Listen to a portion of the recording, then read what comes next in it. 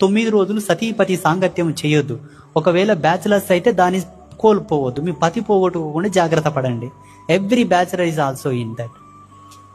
Girls or boys, మనోనియంత్రణ, శారీరక నియంత్రణను వహించండి. 9 రోజులు కాళ్ళకు చెప్పులు వేయొద్దు. 9 రోజులు చీపురు ముట్టొద్దు. 9 రోజులు ఏకభుక్తం. ఈ 9 రోజులు alcohol is totally avoid. Chicken, mutton, fish, egg తినొద్దు. ఈ పీక తినేటివి తినకండి.